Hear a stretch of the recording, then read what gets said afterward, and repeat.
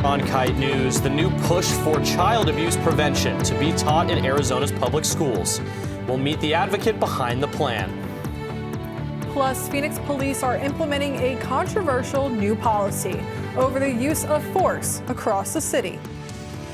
And MLB Commissioner Rob Manfred talks about his vision for Chase Field and the Arizona Diamondbacks. Good evening and welcome to Cronkite News. I'm Jacob Seaver. And I'm Charlie Vicario. Thank you for joining us. Arizona is one of the 12 remaining states across the nation that has not yet passed a law that requires child abuse prevention education in public schools. But one advocate is on a mission to change that. Cronkite News reporter Leah Phillips covers how she plans to take on Arizona legislator.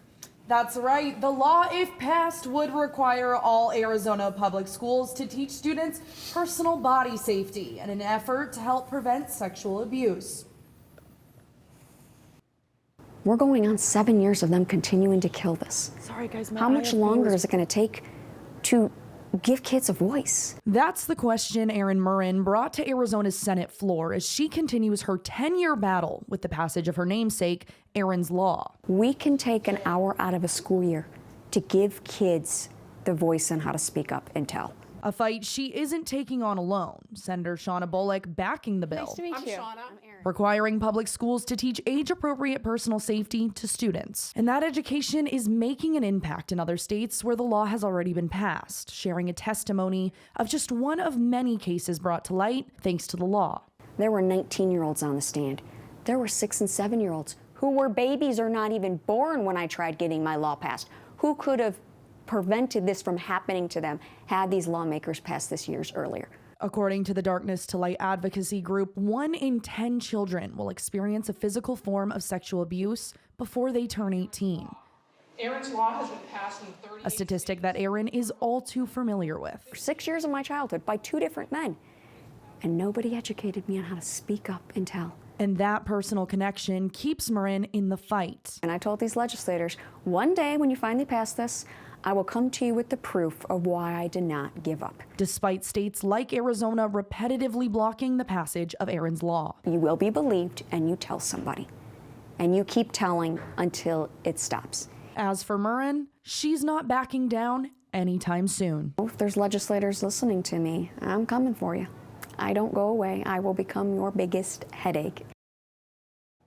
The Arizona Education Association has been one of the roadblocks Erin's Law has faced, with concerns over financing and time restrictions. But at this time, the association has not responded to comment. In the studio, I'm Leah Phillips, Cronkite News. President Trump is looking to impose new tariffs that could possibly affect Arizonans. The president says he plans to enact a 25% tariff on auto, semiconductor, and pharmaceutical imports. The new tariffs could begin as early as April, and Trump says he plans to eventually increase the rate even more. I've been contacted by some of the biggest companies in the world, and because of what we're doing economically and through tariffs and taxes and incentives, they want to come back into the United States. And we'll be announcing various very large companies, the biggest actually. The president has not provided any further details on which companies will be returning to the U.S. Back here in the Valley, the Phoenix Police Department has announced a new use of force policy, which would clearly define when it is and is not okay. The new policy also defines what officers should do before, during, and after an encounter. And moving forward, all of these types of confrontations are required to be recorded. These updates are a result of a collaborative effort between Phoenix Police, the community, labor unions, legal experts, and city leaders. Coming up next, something small is making a big impact on health. A particular fruit is making big waves in a new study.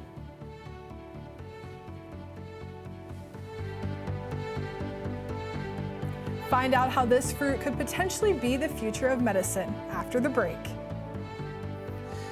Plus, a warm-up is on the way with temps near the 90s. Find out what could be behind the higher temperatures when we return.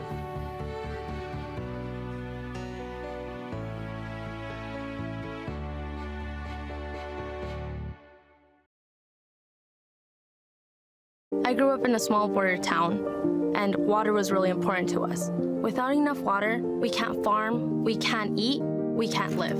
And the way we're doing it right now, straight up doesn't have a future. I went to ASU because this is a place where you solve problems. With vertical farming, we can grow the same amount of food with 95% less water than traditional farming. The work I'm doing at ASU is changing the way I look at the world. The scientists and engineers that support the next mission to Mars could be in this class. Getting a degree at ASU is a journey that can take you anywhere. Into a world of groundbreaking technology and renowned award-winning faculty. Professors who help you to impact the world. Whether you're on campus or at home, becoming your best starts with learning from the best. When I was younger, there were no engineers around me, so I had to become my own role model. At ASU, I wasn't just learning to be an engineer, I was actually engineering. And graduating, I already had real-world jobs lined up. Before ASU, my goal was to be a strong, confident woman. And when I left, I became a strong, confident engineer. Welcome back. Now, it's amazing how something so small can have such a huge impact on health. Cronkite News reporter Alana Goodman joins us from downtown Phoenix with more on a recent study by a local research institute that marks a considerable advancement in technology to combat diseases.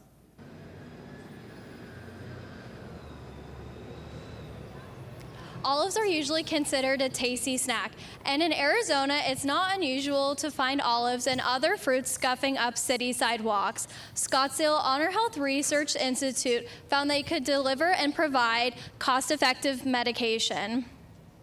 Olives can be potentially the future of medicine.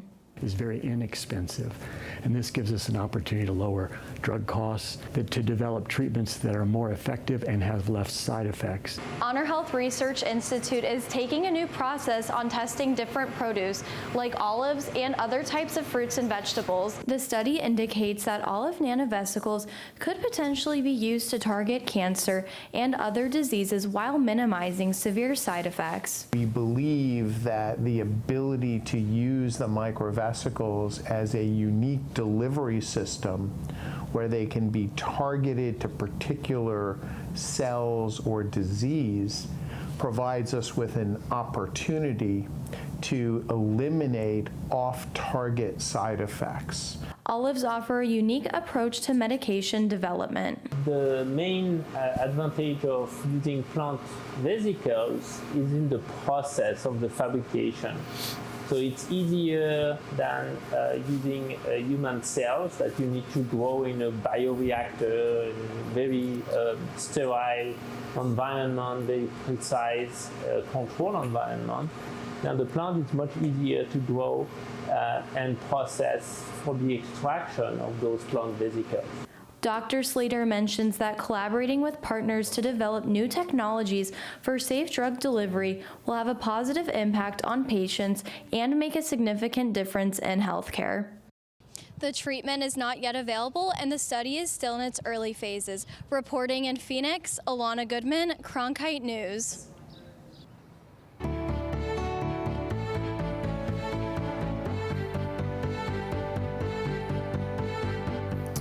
Taking a look at news from across the country, President Trump is looking to expand IVF access. He signed an executive order on Tuesday aimed at making the treatment more affordable. This new order addresses current policies that make the treatment too expensive. According to the Trump administration, the current cost of the treatment ranges from $12,000 to $25,000. The order states that policy recommendations should be developed and submitted in the next 3 months. And a large part of the U.S. will be facing record-breaking temperatures. More than 60 million Americans are bracing for hazardous winter conditions, beginning Wednesday and stretching into the weekend. A storm system is bringing below freezing conditions to 3/4 of the U.S. population. The winter weather will go through the central U.S. and eventually reach the mid-Atlantic coast. This weather will also make recovery efforts more complicated for communities in the South who are still recovering from last weekend's floods. Now back here in Arizona, according to the U.S. Drought Monitor map, nearly 50% of the state is experiencing extreme drought conditions. This time last year, only 1.8% of Arizona was facing these conditions. Isaiah Soto joins us now from the Cronkite Weather Center with what we can expect the next few days. Happy Wednesday. It's been a warm week here in the valley, but will this heat trend continue? Let's take a close look at tonight's weather and what we can expect for the rest of the week. As for this evening, things are going to be dropping down to the mid-60s with some scattered clouds but no winds. Now, as we get into tomorrow morning, low temperatures here in the state. In the southern region, things are going to be around the 50s, mid-40s, 50 in Phoenix, 44 in Gila Bend, 52 in Yuma. Now in our high country, 21 in Flagstaff, 33 in Payson, 37 in Globe. Now by tomorrow afternoon, things will be warming up. Southern region, as we can see, 80s, 70s, 80 in Phoenix, 80 in Gila Bend, 77 in Ajo.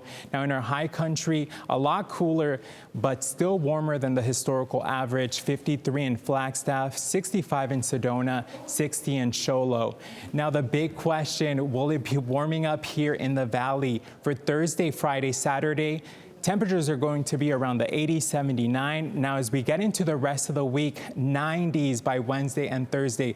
There's still a chance for some clouds, but relatively warm. As you can see, the historic average is 71 around this time, and that's 20 degrees warmer than it usually is. Now, if you're going to the farmer's market hiking, you can definitely ditch the sweater, but make sure you bring some water and some SPF, because things are warming up. From the Cronkite Weather Center, I'm Isaiah Soto. Further layoffs and funding cuts to the Consumer Financial Protection Bureau have been halted for now. But consumer advocates are still concerned. CNN reporter Karen Kafa has more on what these cuts could mean for your money. Since 2011, the Consumer Financial Protection Bureau says it's secured over $20 billion in relief for more than 200 million consumers. If you're having trouble with your student lender and you made the payment and it's not showing up on your bill, you go to the CFPB. If you're a service member and you fall prey to a predatory loan, you go to the CFPB. As part of its effort to slash the federal workforce, the Trump administration ordered the CFPB to stop work, stalling investigations, and suspending the effective dates of newly finalized consumer protections, like banning medical debt on credit reports, capping most credit card late fees at $8, and capping bank overdraft fees at $5.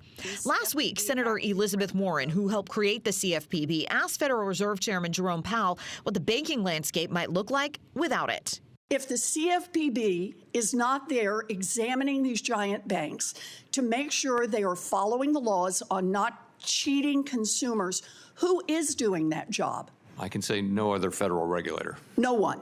Some Republicans argue state regulators can handle consumer complaints. So to characterize that nobody's out there looking for consumers, I think, is inaccurate, and we ought not to try and scare consumers right now. But consumer advocates like Adam Rust of the Consumer Federation of America say it's a massive job and could lead to an uneven response for consumers. It really shouldn't be the case that your zip code determines how the law is enforced and supervised. In Washington, I'm Karen Kafa. Coming up next, the University of Arizona has many student clubs, but one stands out because it has withstood the test of time. That's right, and these students at the University of Arizona are taking advantage of the scenery that Southern Arizona has to offer. This club has been around for over 60 years and allows students to make memories and explore the state.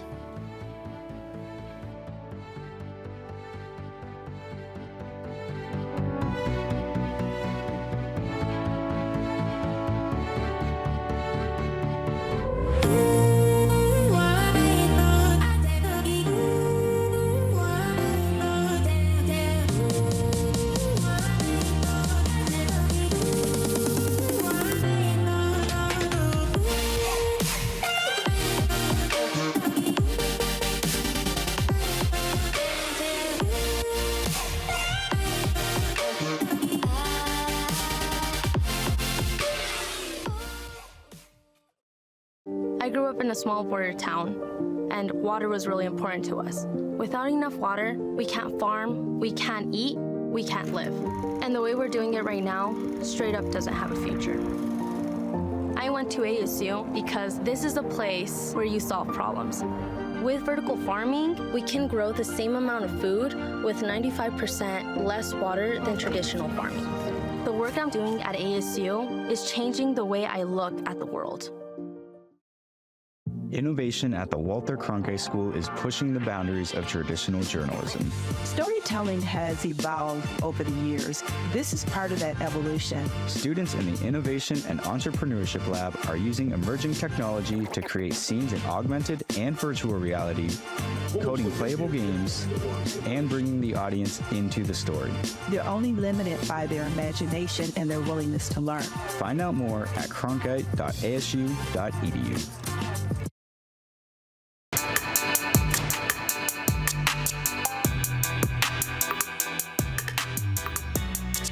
Good evening, I'm Andres Armenta with the Cronkite Sports Report. Let's get into our top stories for today. We begin with Arizona State men's basketball, losing their 7th straight conference matchup at home last night. They haven't won at Desert Financial Arena since January 4th.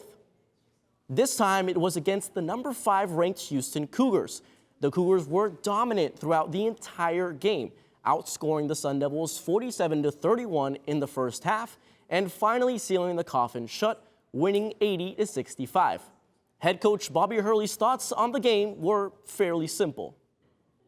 Sometimes it's very simple. It's like, hey, you know, they outplayed us. They were better than us tonight, and there was not a lot that we could do in this game tonight to have a legitimate chance of beating this team.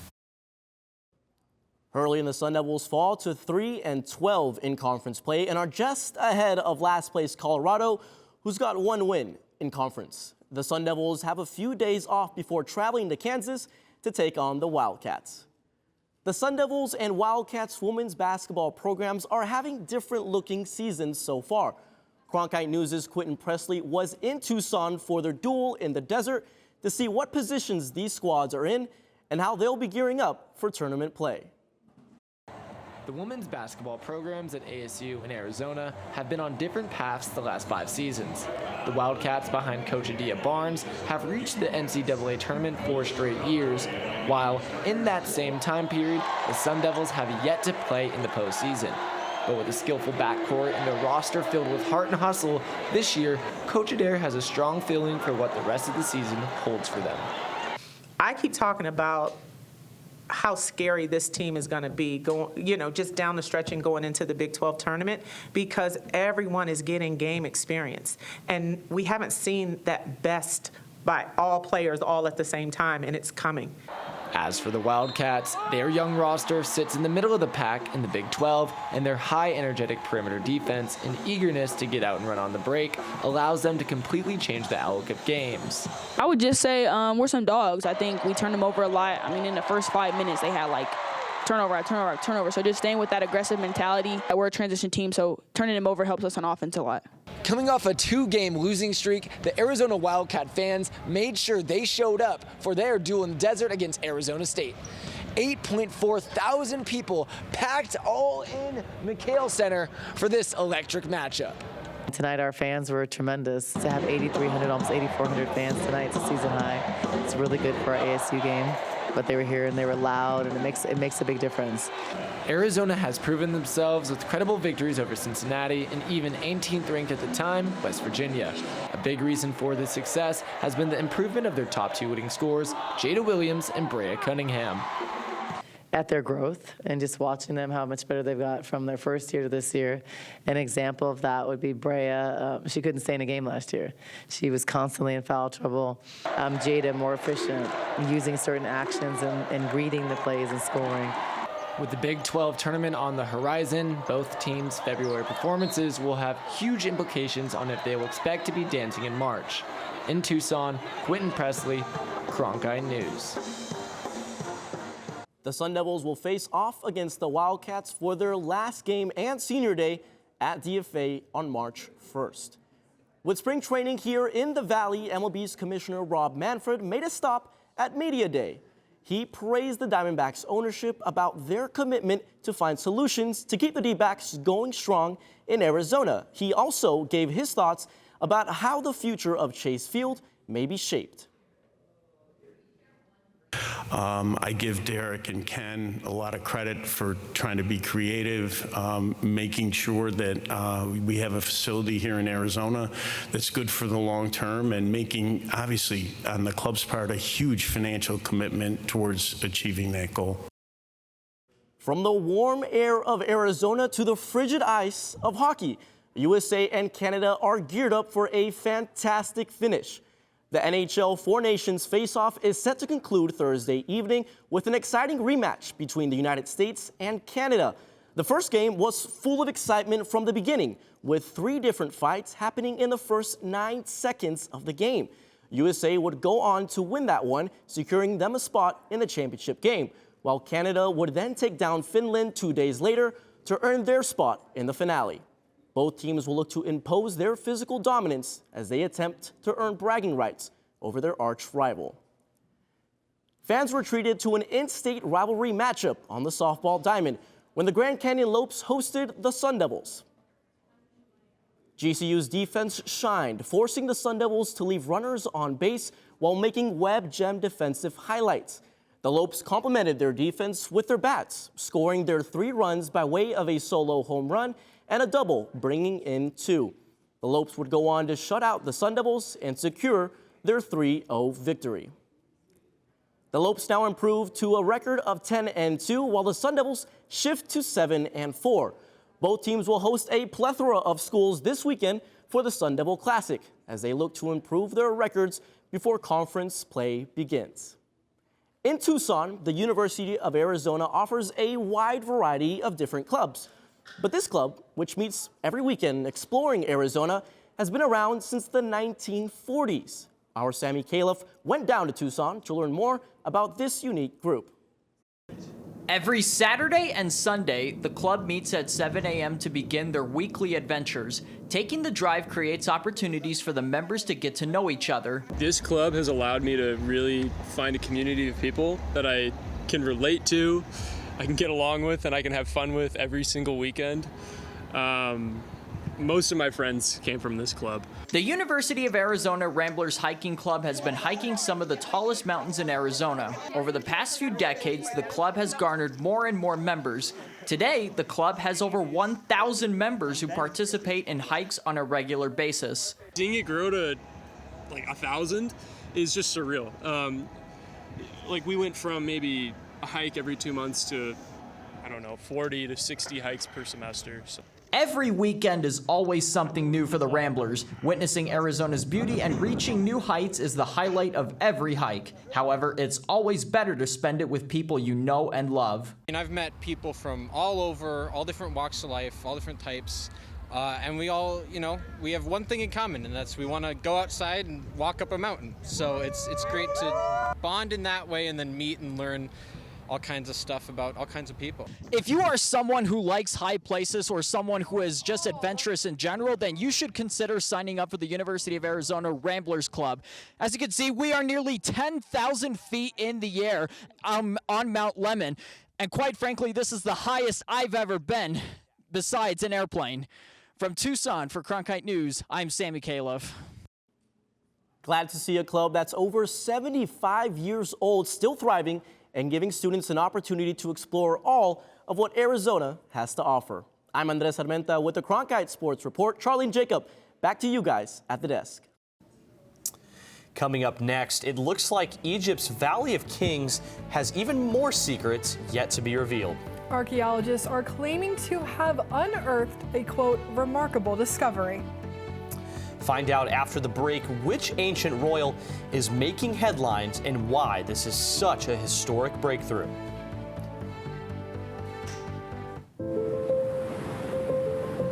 People have always had trouble trying to put me into a box.